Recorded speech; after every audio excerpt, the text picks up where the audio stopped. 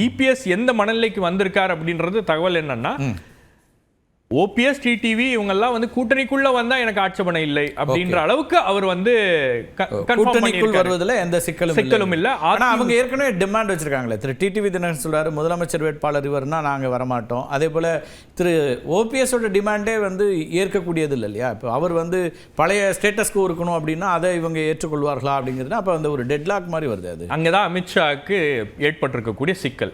வேற எந்த மாநிலத்திலையும் அமித்ஷா அவர்கள் போய் ஒரு கூட்டணியை ஈஸியா ஏற்படுத்துவதற்கான ஒரு வாய்ப்பு இருக்கு. அந்த பேச்சுவார்த்தைகள் மூலமாக அந்த கூட்டணியை வந்து உருவாக்குவதற்கான சில வேலைகள் அவர் வந்து செஞ்சிருவாரு.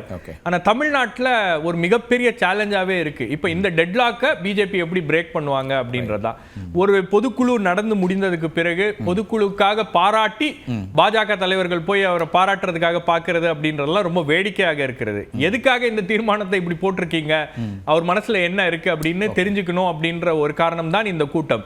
இரண்டாவது, நேற்றைய சந்திப்புல இவங்க என்ன நினைக்கிறாங்கங்கறத இந்த மாதிரி ஒரு தீர்மானம் இருக்கு இல்லையா? இந்த தீர்மானம் அப்படின்றது இபிஎஸ் ஸ்ட்ரெங்தன் பண்ணக்கூடிய ஒரு தீர்மானம். இபிஎஸ் வந்து ஒரு நெகோசியேஷன் டேபிள்ல அவருக்கு ஒரு லெவரேஜ் வேணும் அப்படின்ற அளவுக்கு அந்த தீர்மானம் என்பது நிறைவேற்றப்பட்டிருக்கு. அவர் இதை மேற்கோள் காட்டி தான் எல்லா விஷயங்களையும் பேசுவாரு. எதையும் வீட்டோ செய்யக்கூடிய அதிகாரம் எனக்கு இருக்கிறது அப்படின்றத அங்க பதிவு செய்கிறார்கள்.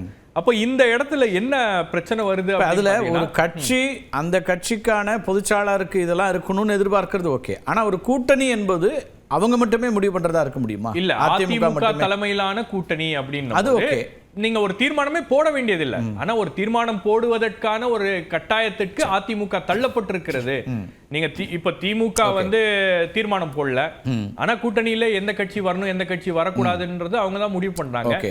இங்க டிமாண்ட் என்ன அப்படின்றதா டேர்ம்ஸ் அண்ட் கண்டிஷன்ஸ். அவங்க கூட்டணியில வந்தா கூட என்ன டேர்ம்ஸ் அண்ட் கண்டிஷன்ஸ்ல வராங்க, அவங்க யாரோட பேசுறாங்க, என்ன அவங்களுக்கு வந்து உத்தரவாதம் என்பது கொடுக்கப்படுகிறது அப்படின்றதெல்லாம் வந்து இங்க ஒரு மிகப்பெரிய கேள்வியாக இருக்கிறது. அதுல அதிமுக வந்து பேசணும் அப்படின்னு நினைக்கிறாங்க. அதுதான் வந்து இங்க இபிஎஸ் எடுத்திருக்கக்கூடிய ஒரு நடவடிக்கை. ஓகே. இப்ப இன்னொரு கேள்வி என்ன வருதுன்னா, திரு நயினா நாகேந்திரன் அவர் தான் கட்சியினுடைய தலைவர், மாநில தலைவர். அவர் போய் திரு எடப்பாடி பழனிசாமியை பார்க்கிறார். அது ஒரு பக்கம் இருக்கு.